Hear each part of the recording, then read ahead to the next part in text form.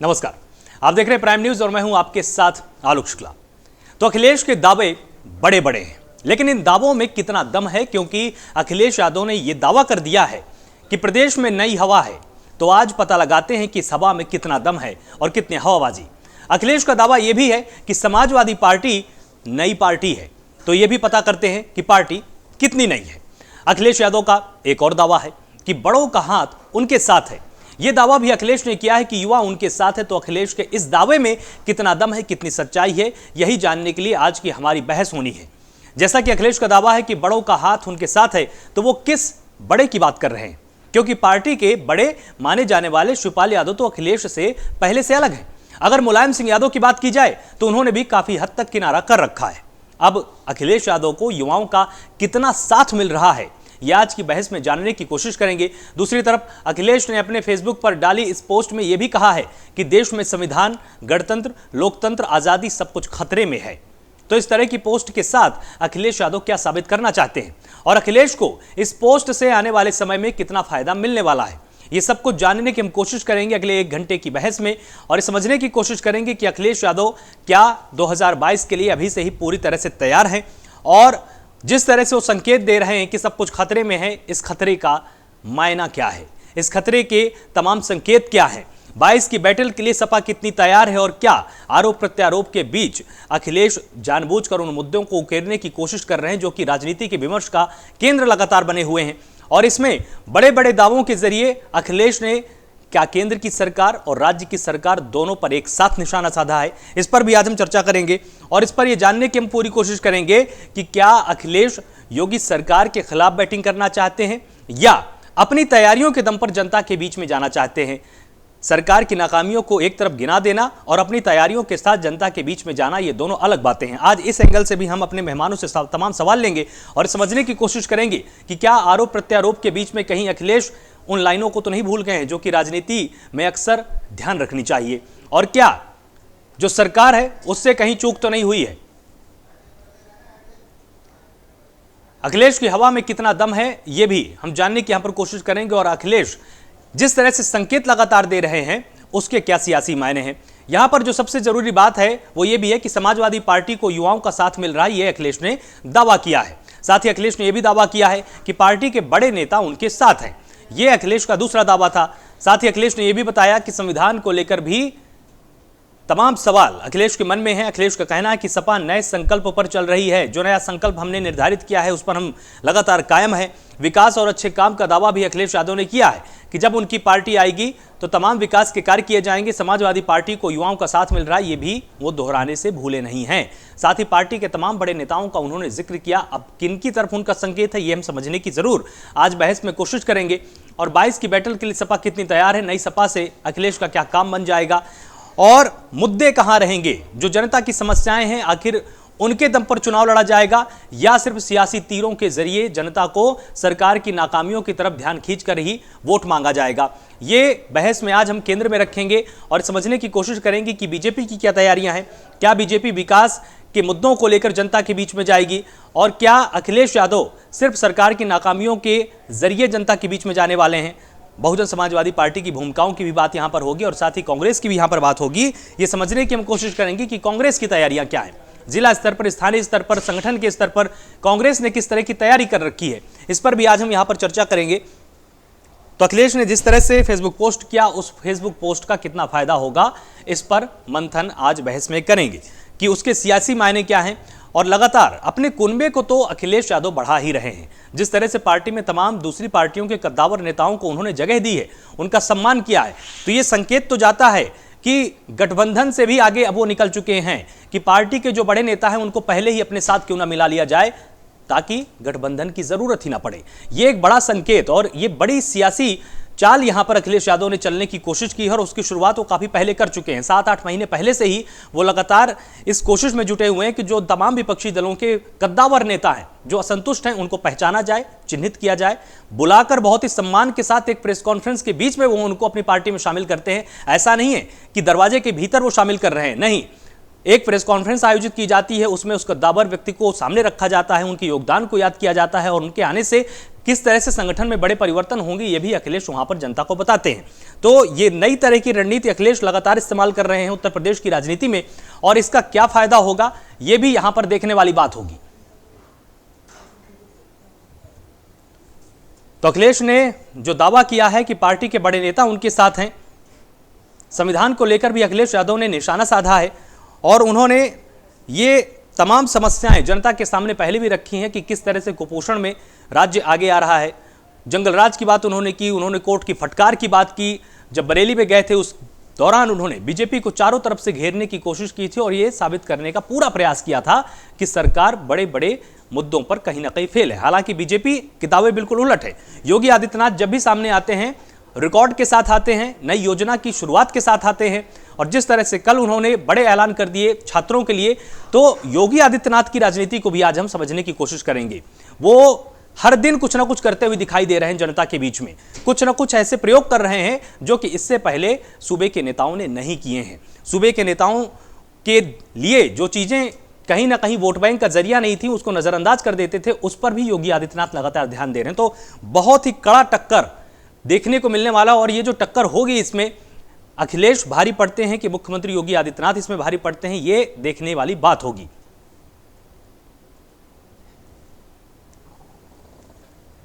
तो अखिलेश ने जिस तरह से तमाम दावे किए हैं और इस पोस्ट के जरिए जो फेसबुक उन्होंने एक पोस्ट की है उसके क्या सियासी मायने आगे निकलकर सामने आएंगे ये भी देखने वाली बात होगी। अखिलेश का कहना है कि सपा नए संकल्प पर चल रही है। जिस तरह से सपा पर तमाम तरह के पहले आरोप लगते थे कि गुंडा राज कायम कर दिया, अखिलेश उस विचारधारा, उस पार्टी लाइन से हटकर लगातार काम कर रहे हैं। उन्होंने ये साफ तौर पर दोहराया है कि उनका संकल्प अलग है, उनकी विचारधारा अलग है, जो वो दावा कर रहे हैं वो उन दावों को पूरा करके दिखाएंगे। और इसी तरह अखिलेश ने यह भी कहा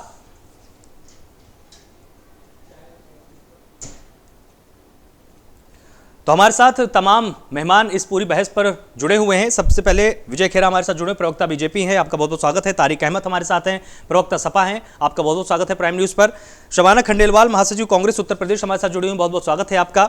डॉक्टर सुनील कौशिक वरिष्ठ पत्रकार के तौर पर स्टूडियो में मेरे साथ मौजूद हैं। निरंजन पोद्दार राजनीतिक विश्लेषक के तौर पर मेरे साथ जुड़े हुए हैं। तो सबसे पहले डॉक्टर सुनील आपके ही पास आएंगे, ये समझने की कोशिश करेंगे कि एक तो परिपाटी होती है कि सरकार अपने काम को लगातार गिनाती है, और मुख्यमंत्री योगी आदित्यनाथ से पहले शायद ही आपको ऐसा कोई मुख्यमंत्री याद होगा जो अपने कामों को इस तरह से लेकर गंभीर है और लगातार जनता को वो बता भी रहे हैं। साथ ही अखिलेश ने भी एक तरह का नया प्रयोग किया है कि तमाम कद्दावर नेताओं को अपनी पार्टी में खींच कर ला रहे हैं ताकि संगठन को और भी मजबूत किया जा सके। इसके क्या सियासी मायने निकल कर सामने आ सकते हैं? वो आलोक जी, सारे पार्टी के नेता इस प्रदेश की जनता का मूड समझते हैं। यदि पिछले 3 इलेक्शनों की बात की जाए तो सारे नेता ये समझते हैं कि जनता जिसके साथ होती है उत्तर प्रदेश के, उसके खुल के साथ होती है। और 2007, 12 और 17 की हम बात करें तो तीनों बार अलग अलग पार्टियों को पूर्ण बहुमत दिया है। तो ये पार्टियां समझ चुकी हैं कि आखिर में हम जनता के लिए काम करेंगे, जनता से जुड़ के रहेंगे, तभी हमें समर्थन मिलेगा, नहीं तो हम इतने पीछे चले जाएंगे कि हो सकता है हम ना के बराबर विधानसभा में रहें। और ये देखने को मिला भी है।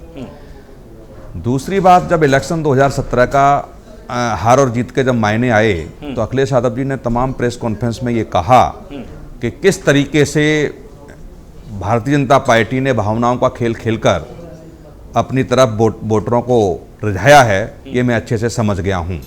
क्योंकि जिस तरीके से मैंने विकास की बात की और विकास किया भी मैंने प्रदेश में, लेकिन उसके कोई मायने नहीं रहे। तो ये कुछ चीज़ें हैं ऐसी निकल के। दूसरा, समाजवादी पार्टी की आप बात करेंगे कि कांग्रेस के साथ भी गठबंधन करके देख लिया, बहुजन समाज पार्टी के साथ भी गठबंधन करके देख लिया, तमाम छोटे बड़े नेताओं को आगे पीछे करके देख लिया।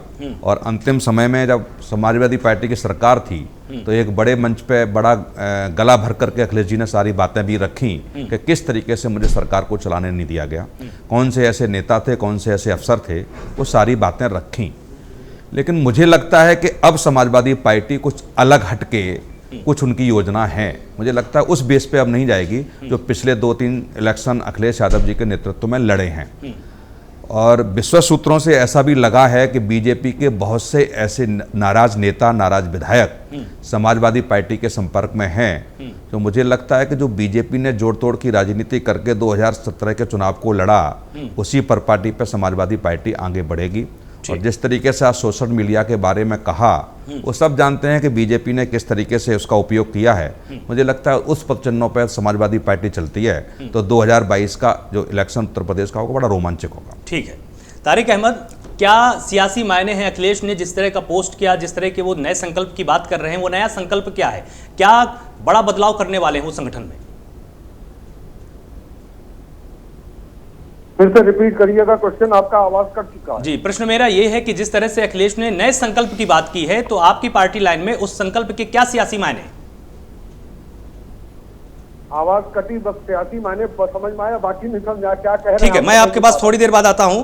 विजय खेड़ा, लगातार जिस तरह से डॉक्टर सुनील ने यह बोला कि जोड़ तोड़ की राजनीति बीजेपी लगातार करती आई है, अब अखिलेश यादव भी उसी सियासी पार्टी लाइन पर आगे बढ़ रहे हैं। आपको क्या इससे डर है, या आपको यह लगता है कि योगी आदित्यनाथ जिस तरह से काम कर रहे हैं, जनता के सामने ला रहे हैं, आपको डरने की कोई जरूरत नहीं? जोड़ तोड़ की जरूरत होने पड़ेगी। उनके पास 43-44-20 सीटें होंगी। जो इतना हैवी मार्जिन से जीत के आया हो, अब तो 3 से ज्यादा सीटें लेके आया हो, उससे करे जोड़ तोड़, हमें क्या जोड़ तोड़ करना? हम पे तो पहले ही इतनी ज्यादा बहुमत है, हम क्यों जोड़ तोड़ करेंगे? जोड़ तोड़ की क्या राजनीति करेंगे हम? मतलब ही नहीं है, कोई प्रश्न ही नहीं उठता इस बात का। दूसरी बात यह है, अब जहां तक हमारा एजेंडा है वो सीधा सीधा एक 1 पॉइंट प्रोग्राम है, वो है विकास। कौन जनता के पास रहा, किसने जनता का दर्द समझा, किसने जनता की इतने वर्षों की, 10 सालों की, 60 साल की समस्याएं दूर की, कौन उनको राष्ट्रीय धारा में लेके आया? तो हमको तो ये इतना ही काफी है चुनाव जीतने के लिए। बाकी रहा ये कि अखिलेश यादव जी कह रहे थे बड़ों का हाथ, युवा का साथ, युवा समझ के जनता ने एक मौका दिया था, उसी मौके में ये हालत हो गई कि सीधे 47 पे गिरे थे बहुमत से उठ के। और बड़ों का हाथ का जहाँ तक सवाल है, तो बड़ों का तो नहीं कह सकते, बड़ों का हाथ तो जिनने पाला पोसा था, इनने पहले उनका हाथ तोड़ दिया था। हाँ, ये राहुल गांधी का हाथ जरूर इनके पास था, तो वो हाथ भी इनने देख लिया, तो बड़ों का हाथ का सवाल ही नहीं है। अभी ये भी कह रहे थे कि प्रेम और शांति का संदेश हमारी संस्कृति है और हम ये करेंगे प्रेम शांति। जो आदमी अपने पिता से प्रेम नहीं कर सका, जो आदमी अपने पिता इतने मुलायम सिंह, इतने बड़े नेता जिन्होंने इसकी पार्टी खड़ी करी, लोकप्रिय थे, जिन्होंने बीच शासन के समय ने समझाया कि आपके मंत्री भ्रष्ट हो रहे हैं, उन्हें संभालिए, आप यहाँ ऐसा पैसा खा रहे हैं अफसर लोग, उन्हें रोकिए, इन्होंने बाप को बाहर कर दिया। तो ये क्या प्रेम का संदेश देंगे? जो चाचा को लत्या दिया, जिसने अपना मुख्यमंत्री का पद इनको दे दिया, ये प्रेम का संदेश देंगे? अखिलेश जी पहले सीख तो नहीं प्रेम करते, अपने माँ बाप से ही सीख लेते, कुछ तो सीखते, ये शांति का संदेश देंगे? इनके शासन काल में प्रौती, चंदा, पकड़, बच्चों को उठा ले जाना ये आम था, और उसके बाद इसका फैसला सपा के विधायकों के यहाँ बैठ के होता था। ये संदेश दे रहे हैं। बताइए, इनका ये क्या करा हो, वो ये बात कह के नई नई बातें कर रहे, हम युवा को लाएंगे, युवा को तुम समझ के तुम्हें चुनावी जनता ने, फिर तुमने कुछ किया नहीं, अब बुढ़ा गया हो तुम, अब काय का युवा कर रहे हैं आप? अब तो सीधे आओ मैदान में, युवा तो जहाँ जाएगा वहाँ विकास होगा, काम मिलेगा, वहीं जाएगा ना। इनके साथ तो नहीं रहेगा। शांति की बात कर रहे हैं, सपा पार्टी अगर शांति की बात करे तो हास्यास्पद पर नहीं है क्या? कोई भी हंसेगा, कौन नहीं जानता अपराध तंत्र का मामले में। ठीक है, जवाब ले लेते हैं। तारिक जी, जिस तरह से विजय जी का कहना है कि गठजोड़ की राजनीति तो पहले आप लोग करते आए हैं, अब नए संकल्प का जो आप दावा कर रहे हैं, उस दावे में ज्यादा दम है नहीं? कानून व्यवस्था को बिगाड़ने में, हमारे किए हुए कामों का आज भी सीता काटते हुए घूम रहे, उस दावों में तो दम है ना। काम तो हमारे ही है सारे, जिसको आज तक सीता काट रहे हैं। कैंसर हॉस्पिटल कब का बनकर तैयार हो गया था, आज तक चालू नहीं कर पाए कायदे से ये लोग। इनॉग्रेशन के बिना तो कुछ करते ही नहीं है। इनको शिलान्यास और उससे फुर्सत मिलने की, शिलान्यास किस चीज का कर रहे हैं? किसी चीज का नहीं कर रहे हैं, सिर्फ सीता काटते हुए घूम रहे हैं। तो पहले अपने गिरबान में जाके कि काम क्या किया है इन्होंने, काम कुछ नहीं किया, तो सीता काटा पिछले 4 साल से, और हम उसी काम को लेके आगे बढ़ेंगे। और भी काम हमारे हैं भाई। क्या मेट्रो इन्होंने चलाई? मेट्रो इन्होंने तो चलाई नहीं। जो भी मेट्रो का पूरा प्रोजेक्ट जो तैयार किया गया, कहाँ किस फेज में कैसे कैसे चलनी है, उस फेज जो काम अखिलेश जी ने जहाँ तक पहुँचाया था वो काम वहीं तक रुका हुआ है। आज कहाँ वो दूसरा फेज चालू कर पाए हैं, इतनी हैसियत नहीं है सरकार की तो वो दूसरा फेज चालू कर पाए। ये तो बीजेपी की तमाम कमियां हो गई। जो नया संकल्प आप ला रहे हैं उससे क्या बड़ा बदलाव करने वाले हैं आप संगठन के स्तर पर? संगठन के स्तर पर तो बदलाव आप देखते रहिएगा, पूरा कायदे से बदलाव हो रहा है, बहुत कुछ चेंज हो रहा है। अच्छे लोगों जो मौजूद है वो भी रहेंगे, जो साथ में है वो भी रहेंगे, जो नए आ रहे हैं उनको भी मोस्ट वेलकम कर रहे हैं हम लोग, उनको सराखों पर बैठा रहे हैं। आइए आके इस भ्रष्टाचारी और निर्लज सरकार से छुटकारा पाने के लिए जो हमारा साथ चाहेगा हम उसके साथ हैं, जो हमारे साथ आना चाहेगा हम उसको अपने साथ लेंगे। ठीक है, शबाना जी आपके पास आते हैं। समाजवादी पार्टी ने अपने पत्ते खोल दिए हैं कि हम किस तरह से 2022 के मैदान में उतरने वाले हैं, चाहे वो पंचायत चुनाव इसके पहले हो जाए, चाहे विधानसभा चुनाव हो जाए, उनकी तैयारी पूरी दिखाई दे रही है। भाजपा ने भी बिल्कुल साफ कर रखा है कि हम विकास कर रहे हैं और विकास की तमाम सूचियों को लेकर, आंकड़ों को लेकर हम जनता के बीच में जाएंगे और जनता को समझाएंगे हमने ये किया है, आप इस वजह से हमको वोट दीजिए। आपकी तैयारियां क्या हैं? आपको क्या लगता है कि आपको भी संगठन के स्तर पर इसी तरह की तैयारियां करनी चाहिए या आपकी हो चुकी तैयारियां पहले ही? जी, लगातार हमारी तैयारियां, हमें कुछ अलग से करने की जरूरत नहीं है। हम लगातार संघर्ष कर रहे हैं और कम से कम अगर ये बीजेपी वाले बोलते हैं कि नई घोषणाएं की कांग्रेस नहीं है, सपा नहीं, हम कम से कम घोषणाएं करने में यकीन तो रखते हैं, गुप्त योजनाएं तो नहीं करते। जैसे इनकी सर्जिकल स्ट्राइक योजना गुप्त है, अगली स्ट्राइक धन की गुप्त है, नोटबंदी की योजना गुप्त है, अच्छे दिन लाने की योजना गुप्त है, 15 लाख देने की योजना गुप्त है। इस तरह की विजय माल्या को कब ये लाएंगे यहाँ पर, उसको भगाने की योजना गुप्त है। अडानी अंबानी की कर्जा माफी योजना गुप्त है, खेल कूद योजना गुप्त है। पुलवामा के 42 जवानों को किसने मारा वो गुप्त है। 350 किलो आरडीएक्स लेके कौन घुसा वो गुप्त है। कम से कम हम खुलासा तो कर रहे हैं। कांग्रेस ने भी हमेशा कहा सबका साथ सबका विकास, कांग्रेस का हाथ किसानों के साथ, प्रथम शिक्षा, नारी सुरक्षा, कांग्रेस ना जाति ना धर्म, कांग्रेस है सबके साथ। हमने हमेशा जाति धर्म से हटकर राजनीति की है, विकास की बात की है और बीजेपी वाले अच्छे से जानते हैं कि इन्होंने क्या किया है। इनको सफाई देने की जरूरत है, जनता के सामने जाने की जरूरत है। बहुत मुश्किल हालात बीजेपी के साथ है। अभी तो हम ये कह सकते हैं कि बीजेपी का हाथ ईवीएम के साथ, इसलिए ये मजबूत है, इन्हें डर नहीं है, मगर हम काम करने में यकीन रखते हैं। हमारा नारा है 1 बूथ 10 यूथ और वो हम उस पर लगातार काम कर रहे हैं। जी ठीक है, हमारे साथ निरंजन पोद्दार जुड़े हुए हैं। निरंजन, जिस तरह से अखिलेश यादव ने दावा किया है कि उनके साथ तमाम बड़े नेता हैं, बड़े नेताओं में वो किन की तरफ संकेत कर रहे हैं? क्योंकि मुलायम सिंह यादव का कद कहां पर है ये हर कोई जानता है, शिवपाल यादव पहले से ही साथ नहीं है, तो किन बड़े नेताओं की यहां पर बात कर रहे हैं? क्या आलोक जी, ऐसा है कि अखिलेश जी जो कर रहे हैं वो उनका करना बनता है, किंतु अखिलेश जी को मेरे हिसाब से अब जो है सड़कों पे उतरना चाहिए, जनता के बीच में जाना चाहिए। केवल सोशल मीडिया के ऊपर, फेसबुक के ऊपर कुछ पोस्ट करना या ट्वीट करना, केवल इससे अब जो है ना उनका चुनाव सुधरने वाला नहीं है। क्योंकि मेरा ऐसा मानना है कि सबसे बड़ी जो चुनौती है वो अखिलेश जी के लिए है। और भारतीय जनता पार्टी के योगी आदित्यनाथ जी जिस हिसाब से कार्य कर रहे हैं और जिस तरीके से उन्होंने कोरोना काल के अंदर भी, जैसे अच्छे जो बहुत सारे प्रदेशों के मुख्यमंत्री बंकरों में घुस गए थे और उस दौरान योगी आदित्यनाथ जी जैसे यहाँ से वहां दौड़ रहे थे, और जैसे कभी नोएडा, कभी दिल्ली, कभी लखनऊ, कभी कहीं, कभी गोरखपुर, तो वो लॉकडाउन के दौरान भी जिस तरीके से वो दौड़ते रहे और जिस स्पीड से अब इंफ्रास्ट्रक्चर का कार्य ये लोग कर रहे हैं और जो कानून व्यवस्था की बात कर रहे थे। देखिए आलोक जी, आज उत्तर प्रदेश के अंदर रहने वाला या उत्तर प्रदेश का से सरोकार रखने वाला हर व्यक्ति को पता है कि योगी आदित्यनाथ जी ने संगठित अपराध पे कितना कार्य किया है, कि कितने बुलडोजर चले हैं, जो यहाँ के जो माफियाओं ने जो पैसा इकट्ठा कर करके जो जनता को चूस करके, और एक समझ लीजिए आपके पास आपके पास महलनुमा कोठियां बना ली थी और उनके ऊपर बुलडोजर चला है। और अभी देखिए, सीधी बात आपको एक चीज और बताऊं मैं, आज उत्तर प्रदेश ने एक ऐसी मिसाल कायम करी है जो पूरे देश के लिए एक मिसाल है। पहले क्या होता था आलोक जी, पहले ये होता था कि कहीं पे भी कोई जरा सा मान लीजिए कोई अप्रिय बात हुई, वहां जनता इकट्ठी होती थी, बवाल होता था, सरकारी संपत्ति को नुकसान होती थी, बसें जलाई जाती थी, ये सब किया जाता था, तोड़ फोड़, और उसके बाद में उसका कुछ भी नहीं होता था।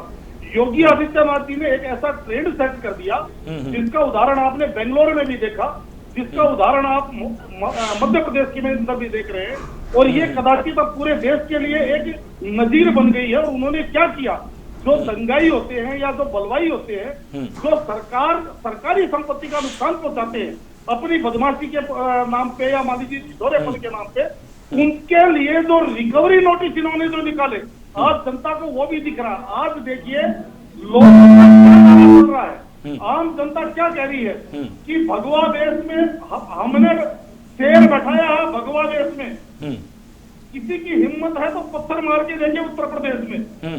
तो आज ये नारा जनता के बीच में चल रहा है, और ये योगी आदित्यनाथ जी की देन है, और कहीं ना कहीं इसका आज भारतीय जनता पार्टी को बहुत बड़ा एडवांटेज मिल रहा है। और मेरा ऐसा मानना है कि जितनी पार्टियां हैं, इनको सबसे पहले सकारात्मक राजनीति करना पड़ेगा। जैसे ठीक है सवाना जी के 2 मिनट 10 सेकंड और अभी सवाना जी कह रही थी, आज ये मान लीजिए, आज भी अगर ये 370 के ऊपर वैसी बातें करेंगे, आज भी अगर ये सारी चीजों के ऊपर वैसे ही वक्तव्य देंगे, तो इनको समझना चाहिए ये अपने आप को हिट विकेट कर रहे हैं, ये अपना बैट अपने आप अपनी विकेट में मार रहे हैं। मेरा ऐसा मानना है, अब इनको समझना चाहिए कि जनता का क्या मूड है, जनता की क्या भावना है। ठीक है तारिक जी, आप कुछ कहना चाह रहे थे? जेपी का चश्मा पहनकर और उनकी बात कर रहे हैं तो हमें कोई ऐतराज नहीं। ऐसे बहुत लोग भूखू बैठे हुए हैं, बोलते रहे, कोई फर्क नहीं पड़ता। लेकिन असलियत ये समझ लीजिए, जंगल में एक बार चुनाव हुआ और उसमें एक बंदर को राजा बना दिया गया, और जब जनता उनके पास अपने परेशानी लेकर गई तो बंदर ने कूद कूद के इस जाली पे उस जाली पे उस जाली पे उस जाली पे, तो प्रजा ने पूछा भाई ये क्या कर रहे हैं? अभी मेहनत तो मैं कर रहा हूँ, रिजल्ट ऊपर वाला देगा। तो ऐसे ही ये कोरोना काल में कूद कभी उस जगह जाते थे, रिजल्ट क्या हुआ, भाग के 3 पास क्या बहुत अच्छा हो गया था, सबसे हाईएस्ट तो यूपी चल रहा था। तो ऐसी बातें ना, चश्मा पहन के चलना है, चलते रहे, लेकिन कम से कम अपनी विचारधारा दूसरे पर ना थोपे। रही दूसरी बात, इन्होंने बात बहुत कुछ कह दी जो बिल्कुल बेसिर पैर की बात थी, क्योंकि चमचे ऐसे ही बात करते हैं और अंदर भक्त ऐसे ही बात करते हैं। बिल्कुल प्रैक्टिकल बात कर रहा हूँ।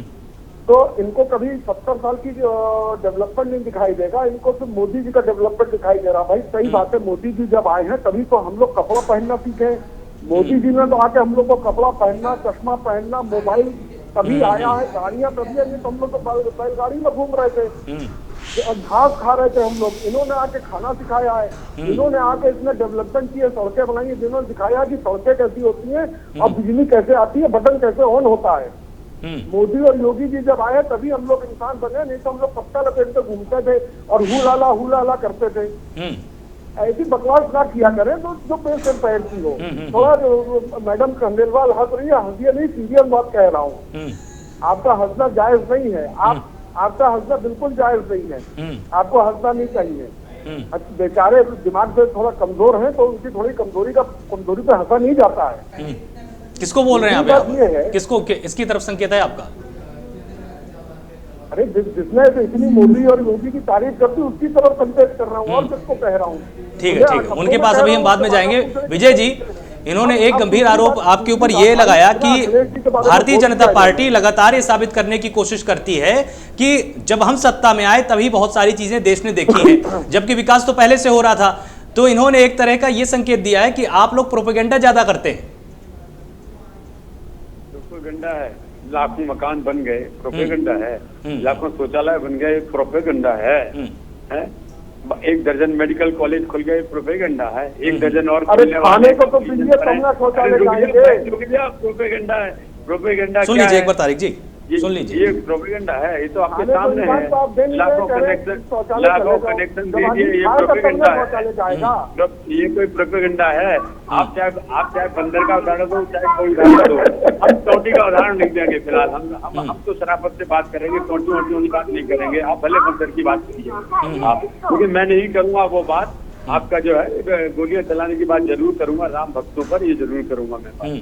जो आपको, जब आप इससे भी नहीं माने और उसके बाद जो फौरन पलट लगा ली, अब हम मंदिर बनवाएंगे सैफई में, विष्णु मंदिर उससे बड़ा बनवाएंगे, सब क्या है भाई? पहले तो मुस्लिम तुष्टीकरण में लगे रहे 24 घंटे, और अभी आप कह रहे हैं आपके पास काम, अगर आपका विकास होता, चलो लोग तुम विधानसभा में हार गए, कोई बात नहीं, पूरी तरह हार गए, सीधे 47 वगैरह मान लिया, लोकसभा में क्या होगा? 5 सीटें आई, तो वहाँ यादव बैठ की, 3 आई मुसलमान बैठ की, खेल खत्म। अब कहाँ जीते? आपके 2 मुसलमान जीत गए, कहाँ से जीत गए? मुस्लिम वोट पर जहाँ था मुरादाबाद, रामपुर से आप जीत गए, संभल, मैनपुरी और आजमगढ़ आप यादव बैठ, बाकी दिखा दो तुम एक जगह कहीं वोट पाए हो क्या? और विधानसभा में भी तो मायावती से कम वोट पाए, परसेंटेज में कम वोट पाए, सीटें बड़े ज्यादा पा गए हो, तो दुर्दशा तो आपकी हो गई। अपना मुकाबला मायावती जी से कीजिए कि नंबर 2 पे आते, 3 पे आते कि 4 पे आते, हम जो तो छोड़ दो तुम, हम तो अकेले विकास में है। चाहे भारतीय जनता पार्टी ना भी जाए वोट मांगने, तो जनता को पता है कि क्या समझे आप?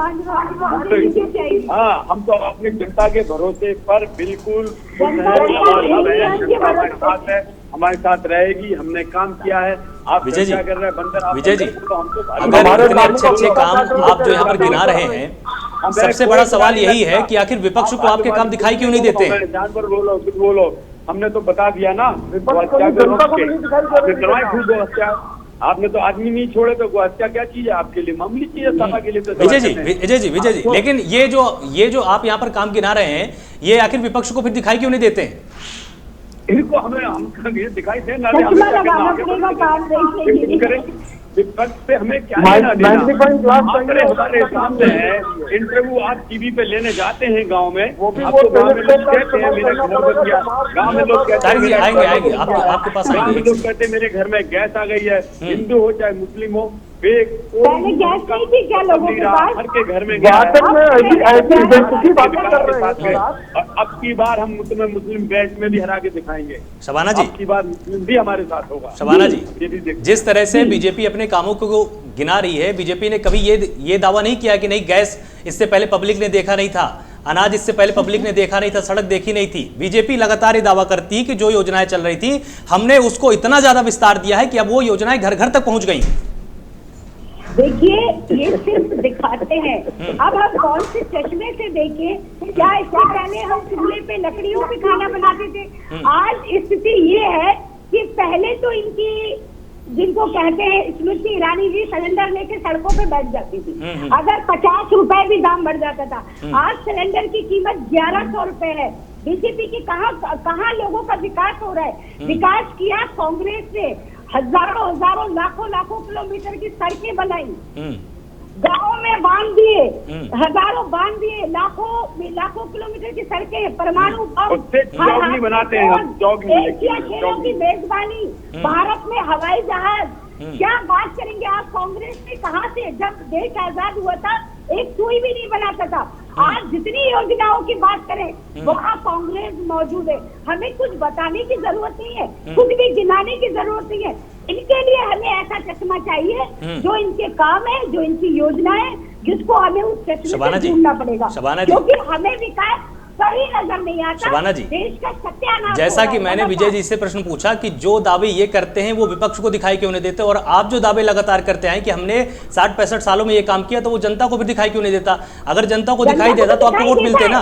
जनता को दिखाई देता है, जनता जानती है। हमने कहा ना कि तो जनता ने नहीं, तो शबाना जी सिर्फ और सिर्फ जनता ने एंजॉय करने के लिए बीजेपी को वोट दे दिया क्या? जनता को सब दिखाई पड़ता है, जनता फैसला भी चाहती है, मगर इसके लिए ईवीएम को हटाना पड़ेगा। जब तक ईवीएम रहेगी, इन्हीं का विकास रहेगा, इन्हीं को डॉक्टर सुनील, जिस तरह से आपने देखा कि बीजेपी कभी भी ये स्वीकार करने को तैयार नहीं कि हमसे कमियां कहां पर हो रही हैं या कहां पर हमसे चूक हो रही है। कांग्रेस आज भी उस 60-65 साल के गौरव गुणगान से बाहर नहीं आ पा रही है, जिसको जनता पहले ही नकार चुकी है। अगर जनता उस गौरव को स्वीकार करती पूरे तरीके से, अगर उनको लगता जनता को कि कांग्रेस ने सब कुछ किया है देश के लिए, तो आखिर इनको सत्ता से बाहर क्यों करती? समाजवादी पार्टी के ऊपर जो तमाम बड़े आरोप लगे वो धार्मिक तुष्टीकरण के लगातार लगते हैं, उससे भी आज तक समाजवादी पार्टी बाहर नहीं। आपको क्या लगता है 22 में जनता किस मूड के हिसाब से जाकर ईवीएम का बटन दबाने वाली है? नहीं आलोक जी, मैं यदि जनता ने कांग्रेस को न समझा होता, कांग्रेस की बातें न मानी होती, तो लगता है 60 वर्ष शासन करना बहुत बड़ी बात होती है। कहीं न कहीं जाकर के जनता ने कांग्रेस के कार्यों को स्वीकृति दी होगी, नहीं, अब की इतने मैं बात समय कर रहा तक हूं। उन्होंने मौजूदा परिस्थिति की बात लेकिन कर रहा था। नकारा क्यों फिर? लेकिन अब जब वो माहौल चेंज होता है, जो जनता चाहती है, जैसे स्पीड से कार्य चाहती है, विकास चाहती है, दूसरा भ्रष्टाचार की इतनी स्थिति पैदा हो गई कि अन्ना आंदोलन के बाद माहौल पूरे देश में बदल चुका था। बिल्कुल। तो वो निश्चित है कि सत्ता बहुत वर्षों तक रहना, उसके खिलाफ कहीं न कहीं गुस्सा जनता की होती है। और वो आप देश की बात करें, यदि आप प्रदेश की बात भी करेंगे तो प्रदेश की जिन जिन पार्टियों को पूर्ण बहुमत दिया वो भी सत्ता से बाहर हुए हैं। और ऐसा नहीं कि उन पार्टियों ने इस प्रदेश के विकास के लिए काम नहीं किया हो, लेकिन बहुत ज्यादा अंतर नहीं रहता। यदि 2012 में हम तुलनात्मक अध्ययन करें, जब समाजवादी पार्टी की सरकार आई तो बहुजन समाज पार्टी दूसरे नंबर पे थी और 3% के आसपास का अंतर था, तो वो पूर्ण बहुमत में थी। तो 3-4% जो वोटर होता है वो बड़ा महत्व रखता है। अब की बार हम 2017 की बात करेंगे तो बहुत ज्यादा अंतर था कि बीजेपी को 39% वोट मिला और समाजवादी पार्टी को 22 और बीएसपी को भी 22 के आसपास वोट मिला, लेकिन इस बार बड़ा अंतर था। तो जब जनता की अपेक्षाएं ज्यादा बढ़ जाती हैं, और दूसरा विपक्ष को ये बहुत मंथन करने की आवश्यकता है कि 2014 में जो भारतीय जनता पार्टी ने वायदे किए और विपक्ष ने वो वायदा खिलाफी के लिए जो 2019 का चुनाव लड़ा, वो विपक्ष की बात जनता ने नहीं मानी। चाहे 2 करोड़ रोजगार देने की बात हो, चाहे 15 लाख अकाउंट में देने की बात हो, चाहे अन्य बातें कही हो, तो ये विपक्ष को अब समझना पड़ेगा कि जो जनता से जुड़े हुए मुद्दे हैं, यदि आप उनकी आवाज नहीं बनेंगे तो जनता आपको नहीं सुनेगी। तो ऐसे कौन से मुद्दे हैं वो विपक्ष की पार्टियों को समझने की आवश्यकता है, और वो समझा जब ही जाएगा जब आप जनता के बीच जाएंगे। स्टूडियो में बैठ के या ट्विटर फेसबुक से नहीं जाना जाएगा ये। आप जनता के बीच जाइए, समझिए। जिस तरीके से बीजेपी ने समझा, और बीजेपी ने चाहे पीछे के रास्ते माहौल पैदा किया, ये सब जानते हैं कि अन्ना आंदोलन कैसे प्रायोजित था, किस तरीके से पूरा देश जानता है। लेकिन ऐसे आंदोलन खड़े करने की आवश्यकता विपक्ष की भी है। नहीं, बिल्कुल प्रायोजित था। कैसे मैं कह रहा हूं, तमाम आरएसएस के लोगों ने समर्थन पीछे से दिया, चाहे वो खुल के ना आए हो सामने, निश्चित बात है। और जो भापा आरएसएस ने भापा, बीजेपी ने भापा कि भ्रष्टाचार को लेकर के जो यूथ में आक्रोश है इस देश में, वो आक्रोश को विपक्ष की पार्टियों को आज की स्थिति में पहचानना पड़ेगा कि भाजपा से कौन सा वर्ग नाराज है, कौन से ऐसे मुद्दे हैं जहां बीजेपी से छटक के वोट इनके पास आ सकता है, वो देखना पड़ेगा विपक्ष को ना। और विपक्ष जब भी देख पाएगा जब वो जनता के बीच जाएगा। ऐसे नहीं जाएगा कि केवल बैठ करके ऊपर राजनीति नहीं होगी। और आप देखोगे जब 2007 में बहुजन समाज पार्टी की सरकार बनी और 2012 में अखिलेश यादव को निकलना पड़ा साइकिल से, पूरे प्रदेश में दौरा करना पड़ा। और मुझे खूब अच्छे से याद है कि 6 महीने से पहले वो माहौल पैदा समाजवादी पार्टी ने इस प्रदेश में किया कि सारे लोग सड़कों पर थे। तो वो जब तक आप जनता की आवाज नहीं बनेंगे, आप देखो किसान आंदोलन है, विपक्ष को मौका उठाना चाहिए, चाहे वो किसान आंदोलन में स्पष्ट रूप से जुड़े या न जुड़े, लेकिन परोक्ष रूप से यदि आज की स्थिति में वो किसानों के साथ खड़े होने की संभावना भी विपक्ष को दिखती है, तो मुझे लगता है कि 2022 के इलेक्शन में कहीं न कहीं भूमिका। शबाना जी, अपनी बात रखिए आप।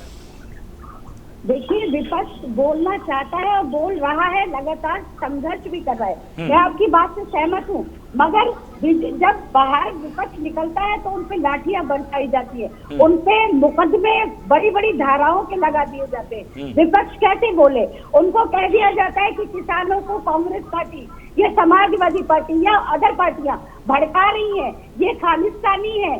पहले जब शाहीन बाग का मामला आया तो पाकिस्तान ने इसमें घुसपैठ की, आतंकवादी घुस गए थे। आज किसान आंदोलन हमारे अन्नदाता सड़कों पर बैठे हैं, उनको 2 महीने से ऊपर हो गए, 70-80 उसमें किसानों ने जान दे दी, मगर बीजेपी कहाँ सुनवाई कर रही है। अगर विपक्ष बोलता है तो आप कहते हैं कि उनको रोटियां सेकने का मौका मिल रहा है। कैसे बोले विपक्ष? इनका हाकिम भी यही है, तलवार भी इनकी है, चाहे जिसको सजा दे दे सरकार भी इनकी है। ये किसको बोलने देते हैं, आप ये बताइए ना। ठीक, नहीं, ये तो सरकार में जो राजनीतिक दल रहेगा उसकी ये भाषा रहेगी, लेकिन विपक्ष को खंडेलवाल जी लाठी से डर लगता है क्या? जेल जाने से डर लगता है क्या? जेल जाने से डर लगता है क्या? नहीं, आप ये बताइए कि 2012 से पहले उत्तर प्रदेश का देखिए, तमाम समाजवादी पार्टी के नेताओं को ऊपर मुकदमे लगे, तमाम लोगों के पास लाठीचार्ज हुआ। मुझे बहुत से याद है, शिवपाल जी जब सड़कों पे बैठते थे तो लाठीचार्ज नहीं होता था क्या? तो ये तो अब जनता के साथ खड़ा होगा। और आप कहेंगे केवल हमारे ऊपर मुकदमे न लिखे जाएं या हमारे ऊपर लाठीचार्ज न हो, तो ये राजनीति नहीं हो सकती ना। जनता के साथ तो ये करना पड़ेगा आपको आगे। तारिक जी, लगातार हमसे मुकदमे लग रहे। अजय कुमार लल्लू जी महीने में 20 दिन कम से कम जेलों में और अदालतों के चक्कर लगाते हैं। मुझे अब आप एक चीज बताइए कृष्ण, शबाना जी, शबाना जी, ठीक है, मैं इसका जवाब विजय जी आपसे यहाँ पर लेता हूं कि ये आप पर लगातार आरोप विपक्ष का यही है कि जब जब हम आवाज उठाते हैं, जब जब हम जनता की बात रखना चाहते हैं, आप लोग या तो हमको घर में नजरबंद कर देते हैं या आप हमारे ऊपर लाठीचार्ज कर देते हैं। देखिए, कांग्रेस पार्टी चूंकि करीब करीब समाप्ति की ओर है, मुझसे बहस नहीं करना चाह रहे थे, लेकिन अब चूंकि बात आ गई है तो मुझे बोलना होगा। आप ये बताइए, एक पार्टी, कभी कोई जिम्मेदार पार्टी ऐसी हो सकती है कि एक बिल का लोकसभा में समर्थन करती है, राज्यसभा में विरोध करती है? इनका दिशा देखिए जरा। ये पार्टी कोई ऐसी हो सकती है हिंदुस्तान में जो 370 का विरोध करे? ये कहते हैं हम 370 वापस लाएंगे, नहीं, कौन वोट देने वाला है हिंदुस्तान में? एक भी कोई वोट मिलने वाला है क्या? मतलब आदमी अगर इंसानियत भी किसमें होगी उसको पता है। 6-7 लाख कश्मीरी पंडित रातों रात बेघर करके निकाल दिए गए। आप उनके खिलाफ फिर मुस्लिम वोट के लिए 370 का समर्थन कर रहे हैं, जिसके लिए खुद 1952 में स्थायी था। ठीक है, वो मुद्दा फिर यहाँ पर दूसरा हो जाएगा। विजय जी, शबाना जी, आऊंगा आपके पास, आऊंगा। एक मिनट, खाली इतना बता दें मुझे आज कि तुम्हारा सेवा दल का क्या हुआ, कौन सा एजुटेशन 15 साल में किया, एक आंदोलन बता दीजिए। आपका इंटेक का कहा हुआ, आपका जिंदा इंटेक कहीं पे, कहीं कब सम्मेलन हुआ? एक बता दो, आप युवक कांग्रेस आप नहीं बता सकेंगी। आप सिर्फ एक बता दो, युवक कांग्रेस का ये राष्ट्रीय अधिवेशन 15 साल में। आप मुझे बता दीजिए सेवा दल का अधिवेशन कब हुआ आपका? हर साल हुआ करते थे, एक भी नहीं हुआ। अभी भी होता है। तारिक जी, जिस तरह से यहाँ पर डॉक्टर सुनील ने एक प्रश्न खड़ा किया कि क्या सिर्फ और सिर्फ सोशल मीडिया पर लिख देने से, दावे कर देने से बात बन जाएगी, या जनता के मुद्दों को आप नजदीक से जाकर सामने रखेंगे? क्योंकि ये काम पहले बीजेपी करती आई है, कांग्रेस भी करती आई है। जनता इतनी एडवांस हो चुकी है कि वो जानती है कि आपके दावों के पीछे सच्चाई कितनी है। आपकी आवाज कर दे, सवाल पूछिएगा। आज बहुत खराब है, आवाज नहीं जा रही है तारिक जी तक। इसको ठीक है, इसको हम एक बार ठीक कराते हैं। यहाँ पर हमारे साथ निरंजन पोद्दार जुड़े हुए। तो निरंजन, जिस तरह से एक बड़ा प्रश्न यहाँ पर यह खड़ा हुआ कि चाहे सत्ता पक्ष हो चाहे विपक्ष हो, दोनों दावे कर रहे हैं सिर्फ वो ताकि एक दूसरे पर निशाना साधा जा सके। कहीं पर भी विपक्ष ये समस्या नहीं सामने रखता है कि फला जिले में, फला गांव में पानी नहीं है, बिजली नहीं है, वहां के लोगों के अंदर कुपोषण की समस्या लगातार बढ़ती जा रही है। आंकड़े सामने आ चुके हैं तमाम राज्यों की, जिसमें उत्तर प्रदेश का भी नाम है, छत्तीसगढ़ का भी नाम तो टॉप पर है, और वहां पर बीजेपी की सरकार ने, साथ ही उत्तर प्रदेश का नाम भी सामने आया है जिसमें कांग्रेस की सरकार नहीं, बीजेपी की सरकार है। तो हर राज्य की लिस्ट सामने आई कि कुपोषण की भी तो समस्या है। इसके चलते एक प्रश्न चिन्ह खड़ा होता है कि जनता की समस्याओं पर आखिर विपक्ष कब बात करेगा और सरकार उस पर कब ध्यान देगी? वास्तविकता आलोक जी यही है कि विपक्ष को कम से कम जनता का मूड देखना पड़ेगा, जनता की भावना समझनी पड़ेगी। अब विपक्ष जो है ना, आज की तारीख में विपक्ष वास्तव में क्या हो रहा है कि अच्छे और बुरे का अंतर करना बंद कर दिया विपक्ष ने। और जो मतलब एक मोदी विरोध के चलते विपक्ष ऐसी स्थिति में आ गया है कि देश विरोध की भी बात करने लग जाता है।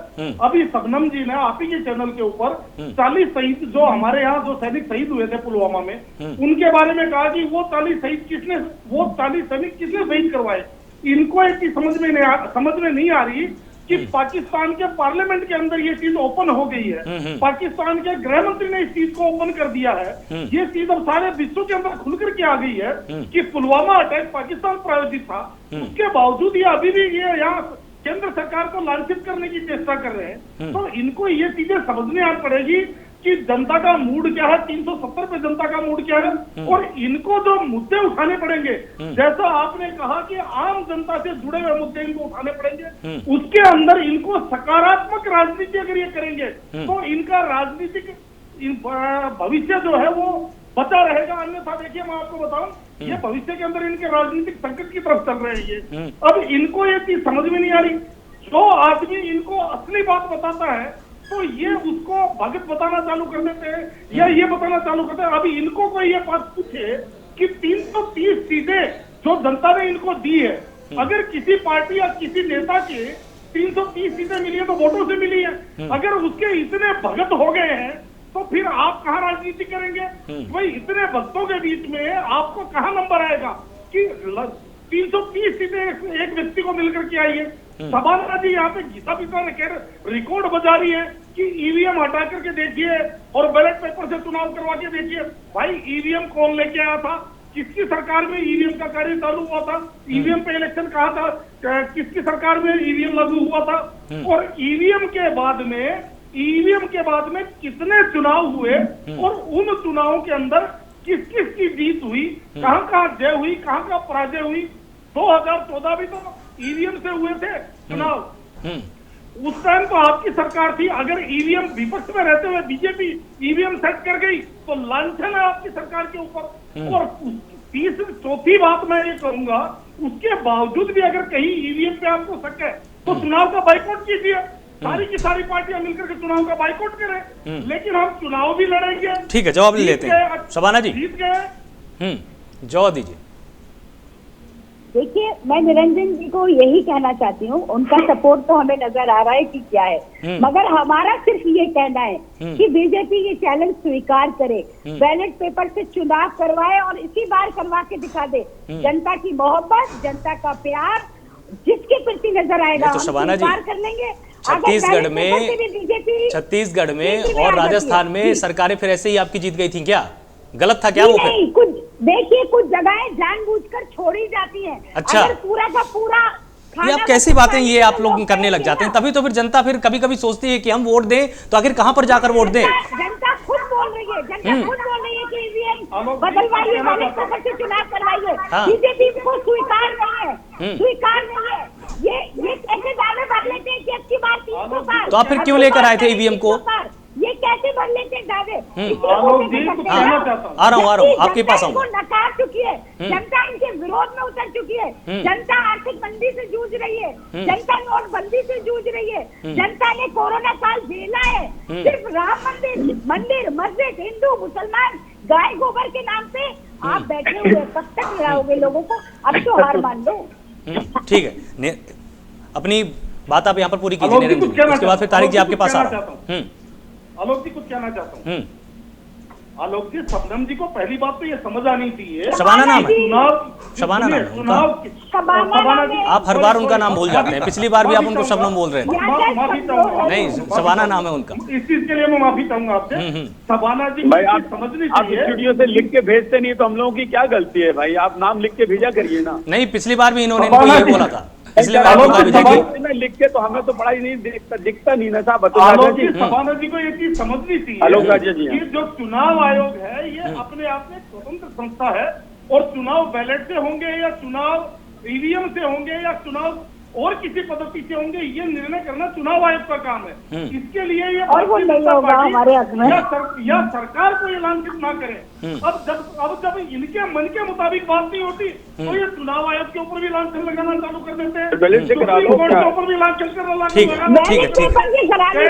ठीक है, बहस फिर दूसरी जगह चली जाएगी। ठीक है, वापस आ जाते हैं। ठीक है, ईवीएम पर अभी आज हम बहस नहीं कर रहे। तारिक जी आपके पास आना चाहेंगे। अखिलेश जिन बड़े नेताओं की बात कर रहे हैं वो किस तरफ इशारा कर रहे हैं? क्या मुलायम सिंह की तरफ इशारा है, शिवपाल की तरफ इशारा है, या ये मान लिया जाए कि अभी कुछ और बड़े चेहरे वो शामिल कर सकते हैं?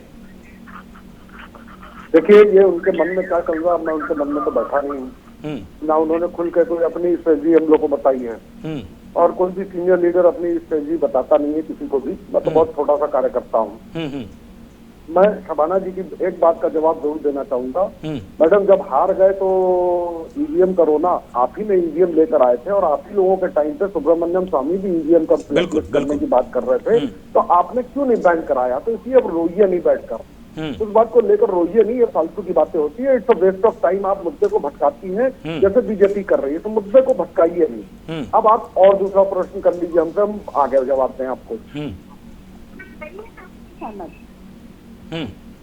हेलो भाई, आप और प्रश्न करिए, मैं जवाब देता हूँ। जी, प्रश्न मेरा यही था कि देखिए, अखिलेश यादव जिस तरह से तमाम दावे कर रहे हैं कि प्रदेश में उन्होंने एक पूरी लिस्ट गिनाई थी किन किन चीजों के आधार पर प्रदेश नंबर 1 हो चुका। उन्होंने जंगल राज की बात की, उन्होंने कानून व्यवस्था की बात की। क्या विपक्ष की भूमिका सिर्फ यही हो गई है कि सरकार के ऊपर प्रश्न खड़ा किया जाए, इतने से ही बात बन जाएगी, या उन जिलों की, उन गांवों की बात भी तो की जा सकती है जहां पर वास्तव में समस्या जनता को दिखाई देती है। जनता को इससे कोई लेना देना नहीं है कि सरकार किस पायदान पर आ गई। जनता को तो ये दिखता है ना, जब वो घर से बाहर निकलती है कि सड़क पे मेरे गड्ढा है, यहां पर पानी नहीं आ रहा है, सुबह से बिजली कटी हुई है। इन समस्याओं को विपक्ष कब उठाएगा?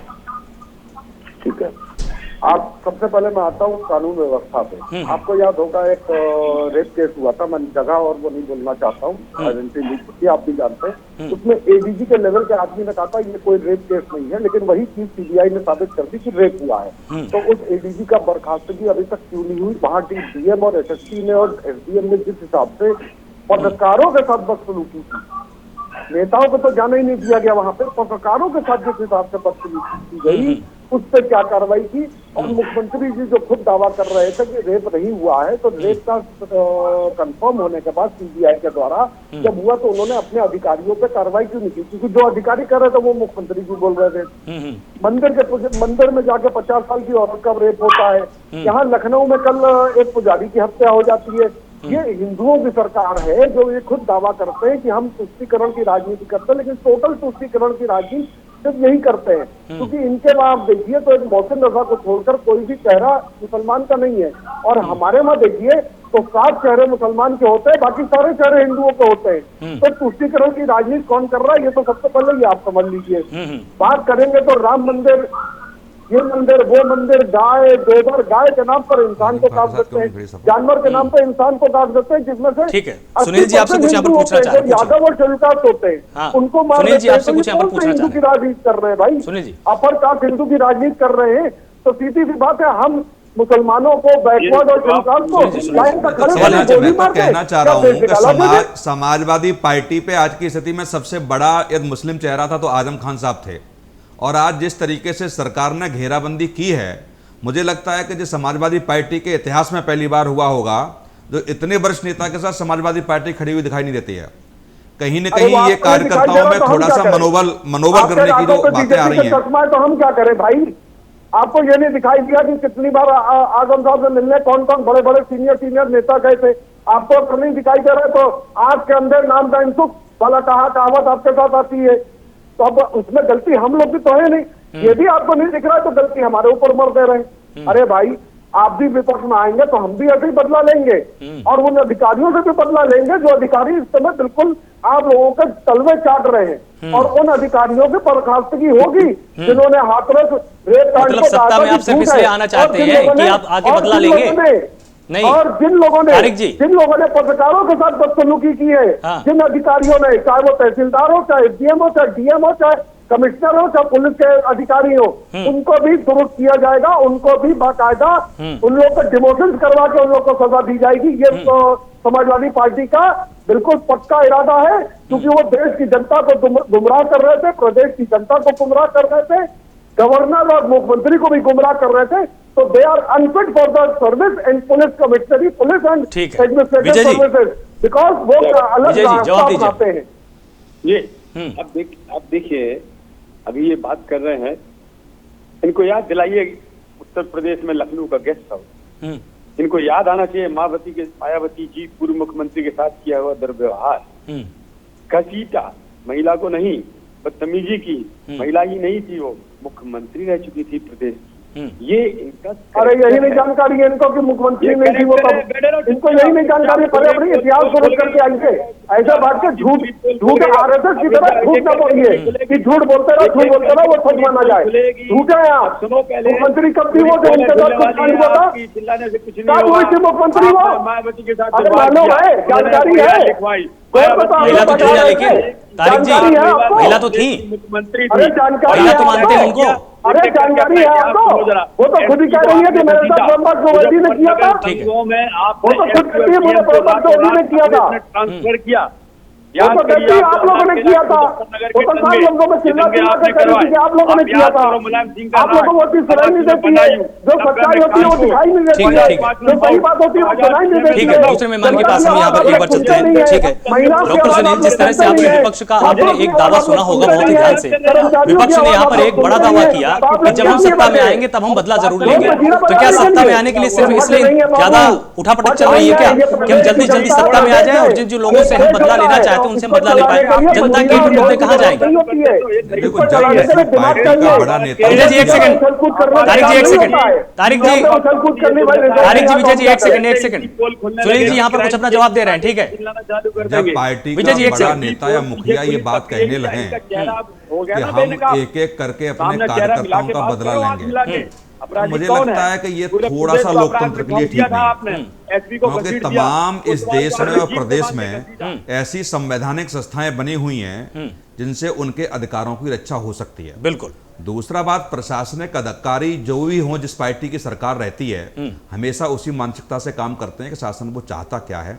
लेकिन यदि अधिकारों का, चाहे मीडिया के अधिकारों का हनन हो रहा हो, चाहे कार्यकर्ताओं का हनन हो रहा हो, चाहे जनता के मान सम्मान का हनन हो रहा हो, उसके लिए तमाम संवैधानिक संस्थाएं बनी हुई हैं और उस संवैधानिक संस्थाओं के माध्यम तारिक जी सुन तो लीजिए, उन्होंने तो आपको चुपचाप सुना है ना। देखिए तारिक जी एक सेकंड ना, थोड़ी देर जवाब सुन लेंगे तो क्या हो जाएगा उसमें, तो जवाब दीजिए। मैं यही कह रहा था कि तमाम संवैधानिक संस्थाएं बनी हुई हैं, यदि वास्तव में आप उनकी रक्षा करना चाहते हैं, कोई भी राजनीतिक संगठन हो, तो तमाम रास्ते हो सकते हैं। ऐसा नहीं है कि केवल सड़कों पे उतर के या हमारी सरकार आएगी तब हम उनको बेइज्जत करेंगे या जेल भेजेंगे, क्योंकि हमेशा ये रहा है कि शासन के इशारे पर या शासन की इच्छा अनुसार ही अधिकारी काम करते हैं, उनकी मजबूरी भी हो सकती है। लेकिन केवल हम जी आपके पास ही आऊंगा, केवल हम उनसे दुश्मनी लेंगे या वास्तव में कुछ अधिकारी ऐसे होते हैं जो लीग से हटके आउट ऑफ लिमिट जाकर के काम करते हैं। तो तमाम संवैधानिक संस्थाएं ऐसी बनी हुई हैं देश में और प्रदेश में, तो उनके माध्यम से तमाम इनके प्रकोष्ठ पार्टियों के होते हैं, उन प्रकोष्ठ के माध्यम से उनको सम्मान मिल सकता है, उनके सम्मान की रक्षा हो सकती है। तमाम ऐसी व्यवस्थाएं इस प्रदेश में हैं कि वो एक संदेश आप बड़ा स्वाधार भाव से दे सकते हैं, लोकतांत्रिक तरीके से दे सकते हैं। केवल सड़कों पे उतर के या मारपीट करके या केवल उनसे बदला लेने की भावना ये रखें कि हम सत्ता में आएंगे तो ये करेंगे। मैं सारी पार्टियों के लिए कह रहा हूँ, समाजवादी पार्टी के नेता कहेंगे साहब हमारे लिए कह रहे हैं, मैं सारी पार्टियों के लिए कह रहा हूँ। तमाम यदि मीडिया के साथ अत्याचार हुआ है, जनता के साथ अत्याचार हुआ है, लग रहा है तो न्यायालय के दरवाजे खुले हुए हैं। तमाम ऐसी संस्थाएं हैं कि तमाम ऐसे आयोग बने हुए हैं, उन आयोग के माध्यम से आप अपनी लड़ाई लड़ सकते हैं। हाँ, तमाम यहाँ पर ट्रिब्यूनल्स हैं। शबाना जी आप कुछ कहना चाह रही थी? देखिए, जैसा अभी हमारे बीजेपी जो लोगों ने कहा कि सत्ता का इशारा प्रशासन देखता है, उसी के ऊपर काम करता है, तो वही हम कह रहे हैं। अगर अभद्र व्यवहार की बात की जाए मायावती जी के साथ, जाहिर है वो सम्मानीय है हमारे लिए, मगर जो प्रियंका जी के साथ हुआ, एक सिपाही या दरोगा का गिरफ्तार तक उनका हाथ जाना, वो क्या था? वो किसके इशारे पे हुआ? राहुल जी के साथ कई बार अभद्र व्यवहार किए गए, वो क्या था? वो किसके इशारे पे था? इसलिए हम बदले की बात नहीं करते, हम देश के विकास की बात करते हैं, देश को आगे बढ़ाने की बात करते हैं। हम ये वादा करते हैं कि बीजेपी के जाने के बाद अगर कांग्रेस आ रहेगी तो बहुत बेहतर देश की स्थिति होगी। कम से कम जिन मुश्किलात से आज देश हमारा जूझ रहा है, ऐसे हालात का उसको दोबारा कभी सामना नहीं करना पड़ेगा। हम मंदिर की बात नहीं करते, हम मस्जिद की बात नहीं करते। शबाना जी एक सेकंड, शबाना जी अगर भारत देश में रह के मंदिर की बात हो भी गई तो इसमें बुरा क्या है? अपराध है क्या मंदिर की बात करना? कुछ नहीं है, मंदिर भी हमारा है, राम भी हमारा। तो फिर मंदिर की, मस्जिद की, गिरजाघर की, सबकी बात होनी चाहिए। बीजेपी ने पूरा ठेका मंदिर का, गायों का ये ले रखा है, इसलिए कोई नहीं बोलता। आज गायों भूख से मर रही है गाय, गौशाला में देखिए आप, अच्छी पिंजर हो रहे गायों का, इन्होंने जिम्मेदारी ले रखी है। आज कोई भी मुसलमान उसको छूते में भी डर लगता है। कोई गाय भूखी है तो उसको खाना देते में डरता है कि कहीं उसके ऊपर कोई इल्जाम ना लग जाए। ये नफरत की राजनीति करना, ये बंद करना चाहिए बीजेपी को। गाय भी हमारी है, भैंस भी हमारी है, मंदिर भी हमारा है, काबा भी हमारा है। ठीक है, छोटा सा इसमें जवाब ले लेते हैं विजय जी से। विजय जी बिल्कुल छोटा सा उत्तर दीजिएगा, समय क्योंकि कम है। मुख्य रूप से दो बातें इन्होंने बोली हैं। एक तो यही काफी है कि अन्ना हजारे के साथ बदसलूकी किसने की थी? दिग्विजय सिंह थे, मनीष तिवारी थे। अच्छी तरह से याद होगा सबको, पूरे हिंदुस्तान को। किसने की थी? अन्ना हजारे तो कोई बदमाश नहीं थे, कोई गुंडे नहीं थे, नेता भी नहीं थे, पर किसने बदतमीजी की थी? केंद्रीय मंत्री ने और कांग्रेस के सांसदों ने की थी। ये आपके सामने है। रहा मंदिर की बात, ये कह रहे हैं अभी तक हमारा खाली मंदिर और मस्जिद का सवाल नहीं है। भारतीय जनता पार्टी का मतलब ये है हिंदू मुस्लिम सिख कोई भी हो, एट पार एक जैसे, किसी को ज्यादा नहीं, किसी को कम नहीं। ये हमारा उसूल है, ये हमारा सिद्धांत है। मगर ऐसा इनका होना नहीं क्या, था ना। एक मिनट मैडम, एक मिनट, अभी आप समझ गई क्या होने वाला है, आप समझ गई ना। ऐसा हाँ, होगा लेकिन ना। इन्होंने क्या किया, सुनिए, तब तक तो हिंदुओं के साथ अन्याय होता रहा। जब इन्होंने देखा हिंदू को भी अन्याय के खिलाफ आवाज उठाने लगा, तो क्या किया, रावण जैसे मत हंसो यार, रावण जैसे हंसना नकली मत हंसो। इन्होंने क्या किया, जब ये देखा तब हिंदू अत्याचार के खिलाफ खड़ा हो गया, तुष्टिकरण के खिलाफ खड़ा हो गया। ये मुझे नहीं बोलने देंगे आलोक जी, कभी नहीं बोलने देंगे। क्यों? क्योंकि इनको पता है एक आदमी की पूरी दुनिया खोल देता है। चलिए ठीक है, इसी नोट पर आज की बहस को हम यहाँ पर समाप्त कर देते हैं। तो आप सभी मेहमानों ने बहुत ही अच्छे से अपनी तमाम बातों को रखा है, आप सभी ने एक दूसरे की बातों को ध्यान से सुना है और इसी नोट पर मंदिर गए। ठीक है विजय जी, बहुत बहुत शुक्रिया हमारे साथ जुड़ने के लिए। तारिक जी आपका शुक्रिया, शबाना जी आपका, डॉक्टर सुनील आपका बहुत बहुत शुक्रिया हमारे साथ जुड़ने के लिए, और निरंजन जी आपका भी बहुत बहुत धन्यवाद हमारे साथ जुड़ने के लिए। आपने बहुत ही तर्कों के साथ आज यहां पर बात की। एक दूसरे से थोड़ा सा नाराजगी तो चलती है बहस के दौरान, लेकिन यहां पर समाजवादी पार्टी को भी ध्यान रखने की जरूरत है कि सिर्फ सरकार की आलोचना से बात नहीं बनेगी, जनता के मुद्दों को आपको गिनाना ही पड़ेगा। और बेहतर होगा कि स्थानीय स्तर के मुद्दों को आप जनता के सामने रखें, और सरकार को भी यहां पर ध्यान रखने की जरूरत है कि अगर विपक्ष किसी मुद्दे पर आपको घेरने की कोशिश कर रहा तो कहीं ना कहीं समस्या तो जरूर होगी, तभी विपक्ष सामने आकर दावे कर रहा है। फिलहाल इस पूरी बहस में सिर्फ इतना ही। आप जुड़े रहिए लगातार प्राइम न्यूज के साथ।